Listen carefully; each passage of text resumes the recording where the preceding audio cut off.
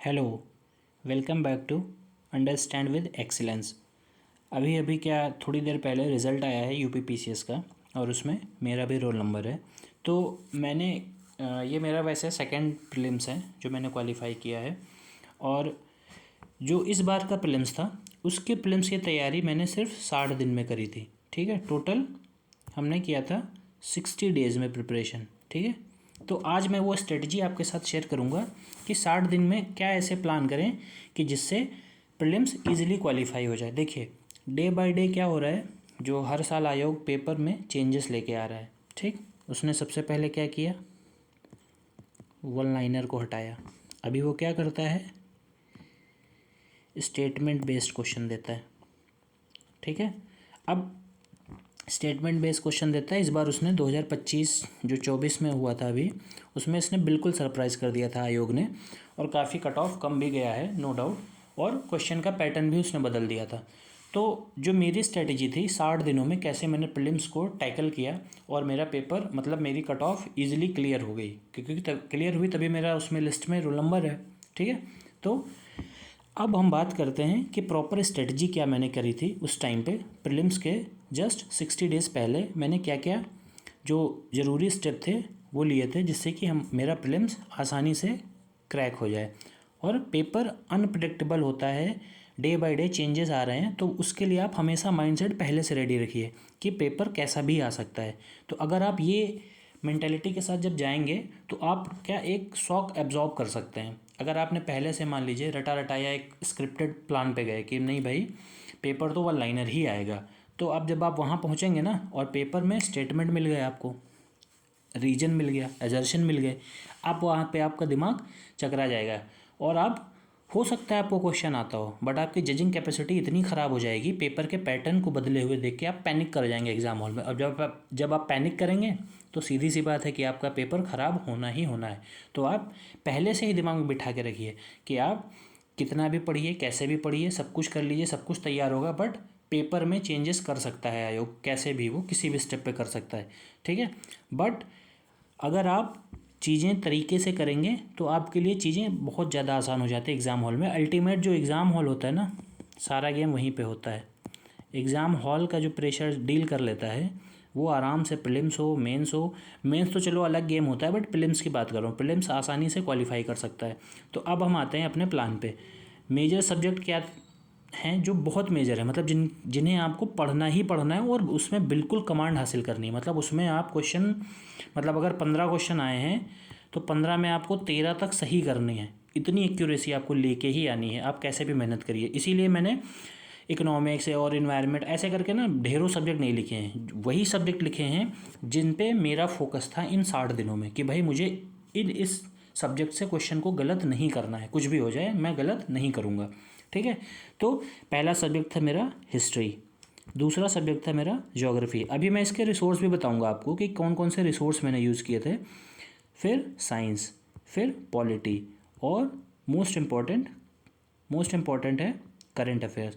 तो क्या हो गया, history, polity, science, current affairs. ठीक है, और क्या हो गया हमारा एक सब्जेक्ट ज्योग्राफी। ठीक है, चलिए भाई अब आगे बढ़ते हैं, रिसोर्स की बात करते हैं। रिसोर्स की अगर बात करें तो हिस्ट्री के लिए मैंने एंशियंट और मिडविल पढ़ी थी लूसेंट से और घटना चक्र से। ठीक है, हाँ एक चीज़ आजकल मार्केट में बहुत तेज़ी से चल रही है कि भाई घटना चक्र से क्वेश्चन ही नहीं आ रहे हैं, घटना चक्र पढ़ना बेकार है, घटना चक्र बर्बाद है। बट ये एकदम रॉन्ग है, घटना चक्र से ही आपका पेपर जो है और अच्छा होगा। कैसे, मैं बताता हूँ। घटना चक्र जब आप पढ़िए, ठीक है, तो हर क्वेश्चन के नीचे ऐसे बॉक्स में क्या होता है, एक्सप्लेनेशन दिया होता है। ठीक है, तो अब आप ये दिमाग में मत रखिए कि आपने घटना चक्र के सारे क्वेश्चन कर लिए हैं तो अब जैसे ही एग्ज़ाम में आप जाएंगे यही क्वेश्चन आपको बढ़िया घटना चक्र से कॉपी पेस्ट मिल जाएंगे। ऐसा नहीं होने वाला है। आपको क्या करना है, आपको अपनी एनालिटिकल अप्रोच को डेवलप करना है। जो बॉक्स में एक्सप्लेनेशन वाला पार्ट है ना, आप उसको अच्छे से डीपली स्टडी करिए, उस बॉक्स को स्किप मत करिए। आपने कोई क्वेश्चन किया मान लो, ठीक है, मान लो उसने पूछा कि साउथ इंडिया की हाईएस्ट पीक मान लो पूछ ली उसने, माउंटेन पीक पूछ ली, तो उसमें से आंसर एक होगा, 4 ऑप्शन दिए होंगे, बट उसके नीचे जो एक्सप्लेनेशन होगा ना वो मोस्ट इंपॉर्टेंट होगा, आप उसको पढ़िए। अभी दिक्कत क्या हो रही है, घटना चक्र को लोग डिस्कार्ड कर रहे हैं, बट 60 दिन में जो मैंने काम किया है घटना चक्र ने बहुत हेल्प करी है मेरी। इसलिए मैं कह रहा हूँ कि उसका जो एक्सप्लेनेशन वाला पार्ट है आप उस पर बहुत अच्छे से फोकस करिए। अगर आप उस पर फोकस नहीं करेंगे, आप सिर्फ क्वेश्चन करते करते ख़त्म कर देंगे, तो आपको लगेगा कि हाँ हो गई मेरी घटना चक्र, और जब आप एग्ज़ाम में जाएंगे तो वहाँ पे आपको क्वेश्चन समझ में नहीं आएगा। इसीलिए एक्सप्लेनेशन वाले पार्ट को ज़रूर करें।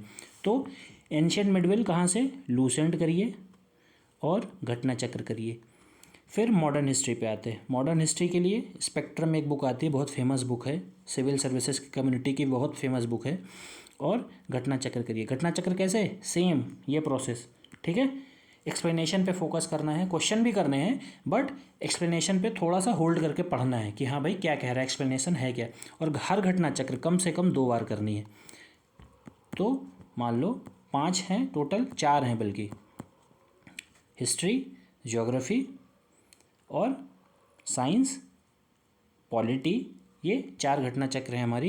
ये 4 घटना चक्र आपको कम से कम एक घटना चक्र 2 बार ख़त्म करनी है इन 60 दिनों में, कम से कम 2 बार, मैक्सिमम आप जितनी बार कर लें वो आपके लिए बेहतर है। हाँ, 2 बार ख़त्म करने के बाद मान लीजिए आपने 2 बार घटना चक्र ख़त्म कर ली, आपके पास अभी टाइम है, तो आप जब आप तीसरी बार करेंगे घटना चक्र तब आप सिर्फ क्वेश्चन कर सकते हैं, फिर आप एक्सप्लेनेशन को स्किप कर सकते हैं। बट फर्स्ट 2 टाइम में आपको स्किप नहीं करना है, कितना भी आपको बोरिंग लगे, बट आपको वो एक्सप्लेनेशन वाला पार्ट करना ही करना है, तब जाके एग्ज़ाम हॉल में आपको हेल्प मिलेगी। अब आते हैं ज्योग्राफी पे। ज्योग्राफी पे जो मैंने फोकस किया था प्रीलिम्स के टाइम, वो मेरा था फोकस एरिया इंडियन ज्योग्राफी पे। वर्ल्ड ज्योग्राफी भी मैंने करी थी। वर्ल्ड का जो मैप था ना, मैंने क्या किया था, ब्लैंक मैप नहीं आते हैं जो 2-2 रुपए वाले, ठीक है, उस पर मैं क्या करता था, कंट्रीज़ को मार्क करना, पासेस को मार्क करना, ये मैं करता रहता था डेली 10-15 मिनट जब भी टाइम मिले तो मैं वो चीज़ करता रहता था। इंडिया के कंटेक्स्ट में अगर आप ध्यान दें तो रिवर अच्छे से करेंगे, पासेस करेंगे और माउंटेन करेंगे। ये 3 चीज़ें अच्छे से करनी है आपको, इनमें कोई भी लापरवाही नहीं करनी है। और रिसोर्स, घटना चक्र, कोई किताब नहीं पढ़नी है ज्योग्राफी के लिए, सिर्फ मैप प्रैक्टिस करिए और घटना चक्र अच्छे से लगाइए, ठीक है। घटना चक्र बहुत ही अच्छे से लगाना। तो ये हो गया ज्योग्राफी की बात कि घटना चक्र रिसोर्स रहेगा। ज्योग्राफी में कोई भी किताब मत पढ़िए। ज्योग्राफी में जब आप घटना चक्र का एक्सप्लेनेशन पढ़ेंगे तो वहीं पे कुछ बातें लिखी होंगी। हाँ, कोई टेक्निकल टर्म आ गया तो उसको आप गूगल कर लीजिए, यूट्यूब पे जाके देख लीजिए, बट उसके लिए बुक मत उठाइए, क्योंकि बुक में जब आप घुसेंगे ना तो बहुत कुछ बुक है। कोई बताएगा एनसीईआरटी पढ़ डालो, कोई बताएगा कि ये बुक पढ़ लो, वो पढ़ लो, ठीक, कुछ नहीं करना है। प्री के लिए आपको सिर्फ घटना चक्र करनी है ज्योग्राफी के लिए, और मैप पे आपको प्रैक्टिस करनी है, वर्ल्ड मैप और इंडिया के कंटेक्स्ट में river, passes, mountain, national park, ये सारा आपको प्रैक्टिस कर लेना है, मैप पे करना है। अभी मैप दिखाऊंगा आपको मैं कैसे प्रैक्टिस करता था, वो मैप मैंने इसमें अटैच किया हुआ है, अभी आपको दिखाऊंगा, ठीक है। तो ये हो गए मेजर रिसोर्स मेरे। अब आते हैं साइंस पे। साइंस के लिए कुछ नहीं करना है, घटना चक्र पढ़िए और लूसेंट करिए आँख मूंद के, बिना कोई रिस्क के लूसेंट पढ़िए। और घटना चक्र क्या, सेम प्रोसेस, जो एक्सप्लेनेशन वाला पार्ट है उस पर बहुत ज़्यादा फोकस रखिए, उसको अच्छे से करिए। हालांकि घटना चक्र साइंस की अगर आप करेंगे तो एक्सप्लेनेशन 1-2 बार अगर कुछ क्वेश्चन में आप स्किप भी कर देंगे तो भी सिर्फ क्वेश्चन पोर्शन से ही काम चल जाएगा, क्योंकि उसके क्वेश्चन रिपीट हो जाते हैं, साइंस के क्वेश्चन रिपीट होते हैं। बट करना इसमें भी वही मेथड है, आपको एक्सप्लेनेशन करनी ही करनी है हर हाल में, ठीक है। अब पॉलिटी आते हैं। पॉलिटी में घटना चक्र करनी है और लक्ष्मीकांत करनी है। अब देखो लक्ष्मीकांत तो बहुत बल की बुक है, ठीक है, तो घटना चक्र आप करिए, एक्सप्लेनेशन समझिए। लक्ष्मीकांत में क्या करना है, बहुत इंपॉर्टेंट चैप्टर जो हैं जैसे फंडामेंटल राइट, पार्लियामेंट हो गया, जुडिशरी हो गया, और कॉन्स्टिट्यूशनल बॉडी और नॉन कॉन्स्टिट्यूशनल बॉडी, इनको अच्छे से करिए। और पंचायती राज वाला अच्छे से कर लीजिए, ठीक। सिर्फ चैप्टर रीड कर लीजिए, बाकी आप घटना चक्र करिए, एक्सप्लेनेशन पढ़िए। और क्या करना है, मतलब ये चैप्टर, ये तो मैं एग्जांपल के लिए बता रहा हूँ कि इतने चैप्टर तो करने ही करने हैं, उसमें से आपको और भी किसी चैप्टर में जुडिशरी अच्छे से करिएगा। कॉन्स्टिट्यूशनल बॉडी में हमेशा क्या होता है, वो टर्म पूछ लेगा, या पूछ लेगा कि अपॉइंटमेंट कैसे होता है, ठीक है, मान लो इलेक्शन कमीशन ऑफ इंडिया का अपॉइंटमेंट पूछ लिया या रिमूवल पे क्वेश्चन पूछ लिया, और वो वन लाइनर में अब नहीं पूछेगा, वो स्टेटमेंट में पूछेगा। भाई इलेक्शन कमीशन ऑफ इंडिया का रिमूवल देगा और उसमें स्टेटमेंट दे देगा, कुछ गलत होंगे कुछ सही होंगे, उसमें आपको ढूंढना पड़ेगा। ठीक, तो लक्ष्मीकांत को ऐसे करना है कि सिलेक्टिव चैप्टर्स करने, सारे चैप्टर्स नहीं करने, कुछ सिलेक्टिव करने, बाकी घटना चक्र जो है उसके क्वेश्चन अच्छे से करने और एक्सप्लेनेशन पे फोकस रखना। एक्सप्लेनेशन पे आप फोकस नहीं करेंगे तो आपका मिस हो जाएगा गेम, फिर से गेम मिस हो जाएगा। आप फिर सोचेंगे कि भाई अब क्या करें। फिर उसके बाद आते हैं करंट अफेयर्स पे। करंट अफेयर्स पे मैंने किया था आई दृष्टि। आई दृष्टि की थी मैंने, ठीक है। आई दृष्टि में जो सबको पता है, आई दृष्टि जो आती है मार्केट में, इसको क्या करना है, एक बार जब आप पढ़ लेना 1 से 2 बार, फिर इसके 1 पेजर ज़रूर बना लीजिए। ट्राई करिए कि 1 पेजर में 1 पेजर बना लीजिए। और जो बहुत इंपॉर्टेंट न्यूज़ है, ठीक है, उनको बनाइए, क्योंकि ये बुक ना बहुत डेंस लिखी है। मैं भी जब इस बुक को पढ़ रहा था ना तो इतना ये बोरिंग लगता था प्रोसेस, क्योंकि इतना डेंस लिख रखा है, इतने पास पास इतनी इन्फॉर्मेशन है इसमें, और वो सब कुछ नहीं पढ़ना है आपको। आपको अपने इंट्यूशन के बेसिस पे, हालांकि मैं 1 पेजर बनवाऊंगा जब अभी प्रीलिम्स आने वाला होगा, 60 डेज़ बचेंगे, क्योंकि अभी तो मेरा मेंस चलेगा जून, तो जून में मेंस देने के बाद मैं इस पर जो है 2 महीने प्रीलिम्स पे चीज़ें लेके आऊँगा, ठीक है। 1 पेजर भी बना के दूंगा, और कैसे रिसोर्स पढ़ना है वो बिल्कुल आपको सामने डिमॉन्स्ट्रेट करके दिखाऊंगा कि हाँ भाई ऐसे ऐसे पढ़ना है, ठीक है। तो आई दृष्टि करना और ट्राई करिए 1 पेजर नोट बनाने की। फिर यूपी स्पेशल में मैंने सिर्फ बजट पोर्शन किया था। यूपी स्पेशल में I did only budget portion, ठीक है। ये तो हो गए जो आपको करना ही करना है, ठीक। इन 60 दिनों में आपको क्या करना है, major subject history, geography, science, polity, current affairs. Resource के लिए मैंने बता दिया, एंशियंट मिडिवल कहाँ से पढ़ोगे, लूसेंट विद घटना चक्र। और घटना चक्र कैसे पढ़ना है, मैं बार बार इस चीज़ पे फोर्स इसलिए कर रहा हूँ कि आप लोग जब पढ़ेंगे घटना चक्र तो आप बस क्वेश्चन लगा के आगे बढ़ जाते हैं, क्वेश्चन लगाया आगे बढ़ गए, ये एक्सप्लेनेशन देखा भी तो बस पढ़ लिया कि अच्छा ये गलत था ये सही था हो गया आगे बढ़ो, नहीं, एक्सप्लेनेशन पे थोड़ा होल्ड करके फिर आगे बढ़ना है। Same modern history. ज्योग्राफी में फोकस, मेजर फोकस रहेगा इंडियन ज्योग्राफी पे, और हम प्रैक्टिस करेंगे मैप, रिवर, पासेस, माउंटेन, किस पे, मैप पे करेंगे कोशिश, ठीक है। ये मैप की आदत डालो, मैप की आदत नहीं होगी तो ज्योग्राफी कितना भी रट लोगे गलत ही करके आओगे अल्टीमेट। साइंस घटना चक्र और लूसेंट, लूसेंट को अच्छे से रट डालिए, आँख मूंद के रट लीजिए, और घटना चक्र पढ़िए। एक्सप्लेनेशन कम पढ़ सकते हैं, साइंस में जो घटना चक्र का एक्सप्लेनेशन है उसको कम पढ़ सकते हैं, कोई दिक्कत नहीं। लक्ष्मीकांत के लिए बता दिया। अब आते हैं एडिशनल एफर्ट, जो आपको इन 60 दिनों में एडिशनल एफर्ट देने हैं, ठीक है। ये क्या है, आपको डेली 200 क्वेश्चन करने हैं, डेली 200 क्वेश्चन करने, कुछ भी हो जाए, आंधी पानी तूफान सर्दी गर्मी बरसात कुछ भी हो, आपको 200 क्वेश्चन डेली अकम्प्लिश करने हैं रात तक, ठीक है। 50 पॉलिटी के, 50 साइंस के, 50 साइंस के, 50 ज्योग्राफी के, 50 हिस्ट्री के, ठीक है। ये आपको 200 क्वेश्चन करने हैं। देखो मैंने नोट में भी इसीलिए डाल रखा है, don't wind up your day without doing these 200 question. आपका दिन ख़त्म नहीं होगा चाहे रात के 12 बज जाएं, आपको 200 क्वेश्चन करके ही सोना है, ठीक है, चाहे जैसे।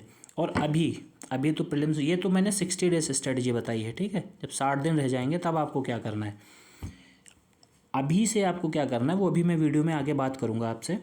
फिर best time to start PYQ practice कब है, जब 1 हफ्ता प्रीलिम्स का रह जाए तब आप PYQ स्टार्ट कर सकते हैं, ठीक है। PYQ करिए, और 1 हफ्ते पहले बहुत होता है, ठीक है।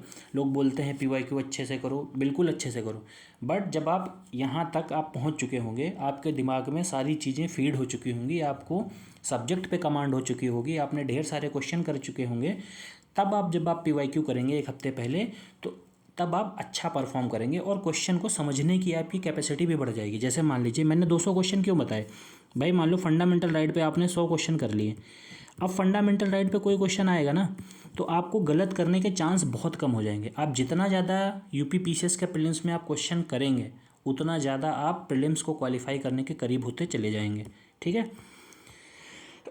अब आते हैं रिवीजन मेथड। भाई रिवीजन कैसे करना है, always use active recall method. Active recall method क्या होता है, मान लो ये पेज है, इस पर कुछ बात लिखी हुई है मान लो, ठीक है। मान लो फंडामेंटल राइट के बारे में ही लिखा है, आर्टिकल्स लिखे हैं 12, 13, 15, ठीक 16 ऐसे करके आर्टिकल्स लिखे हुए हैं। तो अब क्या करना है, एक्टिव रिकॉल कैसे करते हैं। ये प्रोसेस थोड़ा सा आपको लेजीपना दिखा सकता है, बोरिंग सा लग सकता है, बट यकीन मानिए काम यही आएगा आपको। जो मैंने किया था मेरे काम आया है। जब एग्ज़ाम हॉल में आप जाते हैं ना, तो सबसे बड़ी दिक्कत जानते हो क्या होती है, जो हमारे दिमाग में डिलेमा क्रिएट होता है, ठीक है। डिलेमा क्रिएट होता है। डिलेमा क्या होता है, या तो ये आंसर सही है या तो ये सही है, इसमें ए सही है या बी सही है, इसमें हमेशा कन्फ्यूजन रहती है। ये चीज़ तभी दूर होगी जब आप एक्टिव रिकॉल मेथड से पढ़ाई करेंगे। डिलेमा तब तक नहीं जाएगा आपका जब तक आप एक्टिव रिकॉल मेथड यूज़ नहीं करेंगे। तो अब कैसे करना है कि ये पेज था मान लो, ठीक है, आपने इस पेज को पढ़ लिया। इस पेज को पढ़ने के बाद आप क्या करेंगे कि इस पेज को बंद कर देंगे और एक आप रफ शीट लेंगे और उस पर इस पेज से जितना कुछ मटेरियल आपको याद आए आप उसको लिखिए। कोशिश करिए लिखने की, लिखना ही है, मतलब कोशिश नहीं करिए, करिए, लिखिए, ठीक है।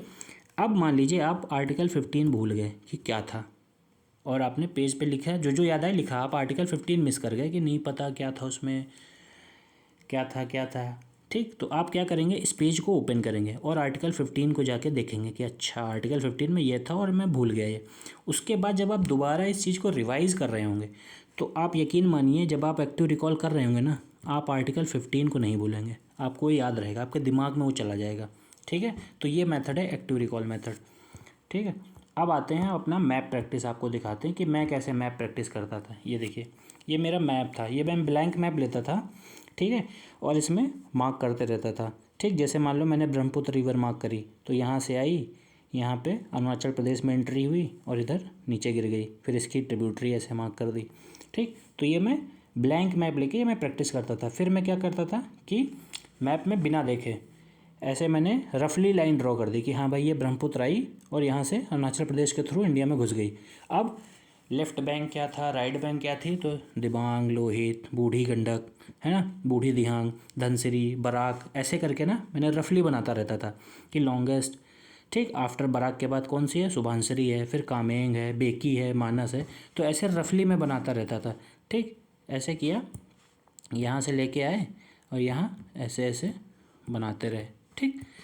अब ये देखो, ये एक मैप और है, ठीक है।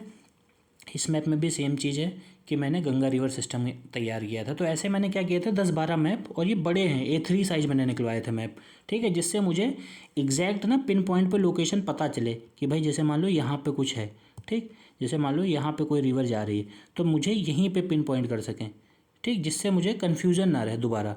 तो जब मैं नेक्स्ट टाइम ब्लैंक मैप करूँ तो मेरा एग्जैक्टली पिन वहीं पर पहुँच जाए। समझ में आया। तो अल्टीमेट आपको ये 60 दिन प्रैक्टिस करनी है, आप गारंटी मानिए प्रीलिम्स निकलेगा, क्योंकि मैंने निकाला है और अभी जस्ट कुछ देर पहले ही रिज़ल्ट आया है, ठीक है। तो मैं इस तरीके पे रिलाई किया था, आप यकीन मानिए आपका भी निकलेगा। टेंशन बिल्कुल नहीं लेनी। हाँ, एक चीज़ करनी है इन 60 दिनों में, जो आपको करना है वो है सेक्रीफाइस करना है। आप सेक्रीफाइस नहीं करेंगे, 60 दिन आप ऐसे निकाल देंगे, आपका प्री नहीं होगा। और सबसे बड़ा रूल याद रखना है, दिमाग में ये सोच के जाना है कि पेपर अनप्रेडिक्टेबल आएगा, वहाँ पे कुछ भी पेपर आ सकता है। बट आपको ये जो मैंने सब्जेक्ट्स बताए ना, हाँ एक चीज़ बहुत इंपॉर्टेंट रह गई, बहुत लोग पूछेंगे इन्वायरमेंट का क्या करें, इकोनॉमिक्स का क्या करें, क्वेश्चन तो उसके भी आते हैं, ठीक। तो इन दोनों के लिए मैंने क्या किया था, मैंने टेलीग्राम पे क्विज ज्वाइन करी थी, ठीक। तो मैं ये बाकी साइंस, पॉलिटी, ज्योग्राफी क्वेश्चन करता था, ये गलत भी हो जाते थे थोड़े बहुत, तो उनकी टेंशन नहीं लेता था, ठीक है। बट जब इन्वायरमेंट और इकोनॉमिक्स के क्वेश्चन आते थे ना टेलीग्राम वाली क्विज़ में, तो मैं उस पर थोड़ा फोकस होकर पढ़ता था कि हाँ भाई, क्योंकि इन्वायरमेंट और इकोनॉमिक्स का मैं कोई और रिसोर्स रेफ़र नहीं कर रहा हूँ, मैं पर्टिकुलर उस क्विज पे ही रिलाई कर रहा हूँ। और यकीन मानो इन्वायरमेंट हो या इकोनॉमिक्स हो, ये जो टेलीग्राम की क्विज होती है ना, क्विज चलती हैं, जो पेड क्विज चलती हैं, उन्हीं क्वेश्चन को करके आप इजीली आराम से आपका इन्वायरमेंट इकोनॉमिक्स के क्वेश्चन मैक्सिमम टू मैक्सिमम सही कर देंगे। बट क्वेश्चन गलत कहाँ पे होते हैं आपको बताता हूँ। आप हमेशा सिली मिस्टेक्स जानते हैं कहाँ करेंगे, जो आपके इजी सब्जेक्ट्स हैं, आप वहाँ गलती करेंगे। तो आपको इसीलिए मैंने जो मेजर सब्जेक्ट्स लिखे हैं उस पर मैंने जो आपको सबसे ज़्यादा कमांड बनानी है ना, वो यही 4 सब्जेक्ट हैं। करंट अफेयर्स पे तो करना ही करना। करंट अफेयर्स को तो आप ये समझ लीजिए कि जैसे खाना खाने के बाद पानी पीते हैं ना, कि जब भी कुछ खाना है तो पानी पीना है 1 घूंट, तो समझ लो करंट अफेयर्स वैसे है, बिल्कुल दवाई की तरह पुड़िया लेते रहिए करंट अफेयर्स की। करंट अफेयर्स को स्किप मत करिए, क्वेश्चन आपको मिलेंगे 35 to 40, ठीक, कभी 45 भी पहुंच जाता है ये आंकड़ा, ठीक है। तो करंट अफेयर्स को आप बिल्कुल टैबलेट की तरह लेते रहिए डेली, उसको स्किप मत करिए। बट जो स्टैटिक पोर्शन है जहाँ से आपका गेम खराब होता है, जैसे आप मान लीजिए पॉलिटी के 15 क्वेश्चन आए, ठीक है, अब पॉलिटी के 15 क्वेश्चन आए, आपके 8 ही सही हुए, तो आप यकीन मानिए आप प्रीलिम्स की कट ऑफ क्लियर नहीं कर पाएंगे। आपके 13 सही होने चाहिए, 2 गलत हो गए कोई बात नहीं। तो आप इतना अपनी एक्यूरेसी को मेंटेन करिए। और हाँ, एक मेजर चीज़ कि भाई क्वेश्चन कितने अटैम्प्ट किए जाएँ। तो जो मैंने इस बार दिया था पेपर, ये 2024 में जो हुआ था, इसमें मैंने 130 क्वेश्चन अटैम्प्ट किए थे टोटल, ठीक है। तो आपको रेंज 125 to 135 के बीच में ही रखनी है, ठीक है। तो आई होप आपको ये स्ट्रेटजी थोड़ा सा क्लियर हुई होगी। बाकी और भी चीज़ें मैं डिटेल में स्ट्रेटजी लेके आता रहूँगा कि कब क्या कैसे पढ़ना है। फ़िलहाल के लिए अभी आपके पास टाइम है, क्योंकि 29 जून से जो है मेंस होगा, ठीक। तो मेंस करवाने के बाद अक्टूबर में जाकर प्रीलिम्स होगा, ठीक।